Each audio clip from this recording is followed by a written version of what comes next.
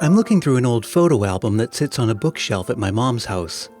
It's one of those old spiral-bound types with the tacky surfaced pages covered in cellophane film that you peel back to affix a photo. Anyone who grew up in the 70s and 80s knows what I'm talking about. And the cover of this particular photo album couldn't look more 1970s if it were wearing a corduroy leisure suit. But I'm more interested in the photos inside. This is a photo album cataloging Christmas mornings at our home in Massachusetts when my siblings and I were growing up. Here's a photo of me excited to open a Stretch Armstrong. And here's one of my sister and her Cookie Monster toy piano. There are various electronic games and action figures and play sets, but that's not what I'm focusing on, at least not this time. I'm looking at some of the things in the background. There, hanging on the mantel, the matching personalized stockings that my mom made out of felt and fabric glue and the edges sewn together at her convertible craft table with the hidden sewing machine mounted inside. Or there on the wall, a plastic bleach bottle cut vertically down the center and covered in felt and fluff and googly eyes until it became the face of Santa Claus. There were handmade burlap advent calendars, gingerbread houses, cross-stitched tree ornaments, homemade piñatas, and on and on. Before there was Pinterest and Instagram and social media influencers, there were magazines like Family Circle and McCall, physical photo albums, and people like my mom, who celebrate the season with crafting. Christmas crafting is such a fun and festive activity that it's practically a celebration in itself. In fact, it's almost a holiday. Almost. And that's why I'm here today with this special bonus episode of Christmas Past at the end of June. Well, there are some other reasons too, but I'll get to those a little later. But mainly it's to celebrate the official halfway point to Christmas and shed some light on that vague and somewhat mysterious observance known as Leon Day. I'm Brian Earl. This is Christmas Past.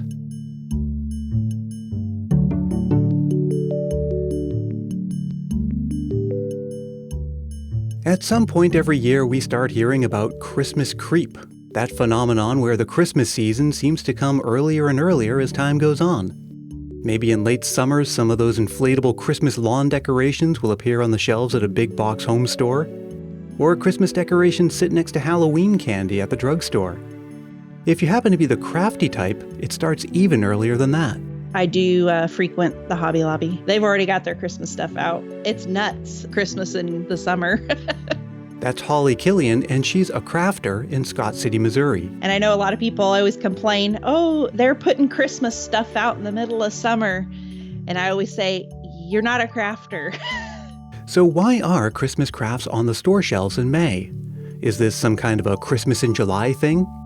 Nope, it's actually because if you're a Christmas crafter, especially one who has a crafting business, now's the time of year to get started. Yeah, to plan. And also, if you wait too long, there won't be enough of what you need. And there's even a day that for many crafters marks the unofficial start to the Christmas crafting season, June 25th, at exactly the halfway point to Christmas and known to many as Leon Day. Well, Leon is Noel spelt backwards. Maybe you're like me and you find this a little confusing. What is the significance of spelling Noel backward, and how does that relate to it being halfway to Christmas? And why Noel? Is it because that's the only Christmassy word that spells a different word when spelled backwards? And by the way, I just learned that such a word is known as a heteropalindrome. And throwing even more confusion into the mix is the fact that Leon Day also happens to be the name of a Baseball Hall of Famer. The National Day Calendar, which tracks those national whatever days, like National Peach Cobbler Day, which is April 13th in case you're wondering, states that the creator of Leon Day is unknown. Whatever its true origins and whatever logic, such as it is, behind its name, Leon Day isn't exclusively for crafters. Many people observe it as a sort of second cousin to Christmas in July, an excuse to add a little bit of festive fun to the dog days of summer and reconnect with their Christmas spirit.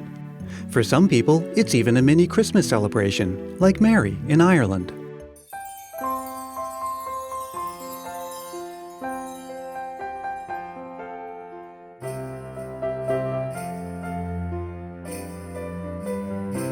A big hello and an Irish Díagach to you, Brian, and all the listeners to Christmas Past podcast. We are very much looking forward to celebrating 6 months to Christmas on June 25th, and indeed hearing a new Christmas Past episode. For as long as I can remember, myself and my family have celebrated 6 months to Christmas. It varies from quite simply singing our favourite Christmas carol on the day to a full-blown Christmas party to mark the occasion. My favourite 6 months to Christmas memory, however, was when my husband Sean surprised me by renting out a private movie theatre to show my favourite Christmas movie of all time, Home Alone. And despite the summer sunshine that June in Ireland, my friends and family were all there donning their favourite Christmas jumpers. They had also decorated the entire movie theatre with festive garlands and baubles and ordered cheese pizzas in keeping with the Home Alone theme. One of my favourite quotes is undoubtedly from the Charles Dickens classic A Christmas Carol. I will honour Christmas in my heart and try to keep it all the year. Now, last year around this time, I brought you an episode about Christmas in July. Mostly because, honestly, I missed you and I didn't want to wait until the Christmas season to come back and visit you again. But it was also to make some special announcements. And this year is no different. I definitely do miss you, and I definitely do have some things to announce. Last year, I introduced the all-new blog at christmaspast.media, which I update year-round. I've been lucky enough to welcome some special guest contributors in the last year, and I'll continue to bring you fun articles, videos, quizzes, infographics, and of course, all the show notes from the podcast. Again, that's christmaspast.media. The YouTube channel's still chugging along, and I'm planning some new Christmas trivia games for that. And the Facebook group is growing by the day. Have you joined yet? There are daily discussions and people connecting and sharing all throughout the year. We even just finished planning a summer Christmas cookie exchange. So if you haven't joined, that's the kind of stuff you're missing out on. Go to Facebook and search under groups for Christmas Past. I have a couple of new announcements about the show for this year, and they're pretty exciting. But first, let me tell you about some other exciting things. Back in March, the world got a new Christmas podcast, and this one's for all you bookworms out there. Christmas Book Review is Carrie Mercer's monthly podcast where she rates and reviews all kinds of Christmas books. Here's Carrie herself with more. Hi, this is Carrie Mercer from the Christmas Book Review podcast, a show where I review all kinds of books about Christmas. And I'm not waiting until the last 2 months of the year to read Christmas books. Nope, I'm reading Christmas books all year long. So if you want some Christmas reading material right now, come listen to Christmas Book Review, where I talk about everything from cross-stitch to cozy murder to children's picture books. That's Christmas Book Review. Find it through iTunes, Google, Stitcher, and all the usual podcatcher apps. And just last month, Todd Killian launched Christmas Clatter, a monthly discussion about all the things that make Christmas special. Hello, I'm Todd from the new monthly podcast Christmas Clatter. What makes Christmas special to you? Is it the music or movies, the food and friends, the gifts or decorations, or is it the quiet times of reflection that happen at a church? Christmas Clatter is here with monthly episodes to discuss it all. Even a bonus episode after Thanksgiving with tips to ensure your holiday packages are received and delivered on time.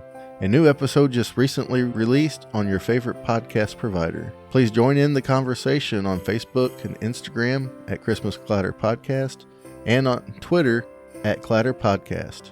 And as always, keep Christmas hope alive every day. You can find Christmas Book Review and Christmas Clatter wherever you find podcasts, such as the app you're using right now to listen to this one. And speaking of podcast apps, it's still true that if you leave a rating and review for Christmas Past on Apple Podcasts, I'll send you a sticker and a handwritten Christmas card to say thanks. Okay, back to the announcements. Announcement number 1 is that later this year, I'll be announcing the release of a Christmas Past mobile app. I wish I could give you an exact date, but I'm not totally in control of these things.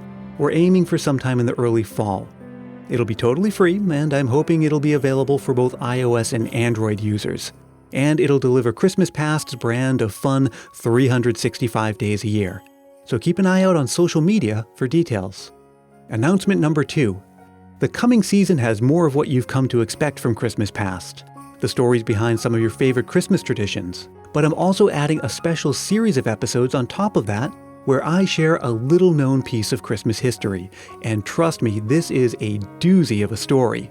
I created this series with the help of a New York Times bestselling author who wrote a book about this very story, and that's all I'm going to say about that for now. So, all that's left is announcement number 3. It's something I've wanted to do since the show debuted in 2016, and now it's finally happening. Christmas Past is putting on a live show, and it couldn't be happening in a more spectacular fashion. Last year, I did an episode about Charles Dickens, and you got to hear some on-location sounds from San Francisco's yearly Great Dickens Christmas Fair. Well, this year, Christmas Past will be recording in front of an audience from the Great Dickens Christmas Fair, and I'm teaming up with my fellow Christmas podcaster Tim Babb, host of Can't Wait for Christmas. We're putting together a super fun variety program. It's still in the works, so I can't share too many details, but there's more to come. And if you're in the San Francisco Bay Area, I hope to see you in the audience and get a chance to meet you personally. Believe it or not, there may even yet be another few exciting announcements and collaborations in store for 2019, but it's still just a little too early to share details. So that's all I've got for now. So as I wave goodbye, I'll say don't you cry, I'll be back again someday, but before I go, let me tell you that Christmas Past is produced in sunny San Mateo, California by yours truly, Brian Earl. Thank you to Holly Killian and Todd Killian, who are married by the way, and also to Mary in Ireland and Carrie Mercer. As always, thank you for listening. Search for Christmas Past on Facebook, Twitter, and Instagram. And this show is proud to be a founding member of the Christmas Podcast Network, a collection of the best Christmas shows around. So head over to ChristmasPodcastNetwork.com and discover a new festive favorite to add to your playlist. And don't forget, it's never too early to submit a Christmas memory for an episode this season. In fact, the earlier the better.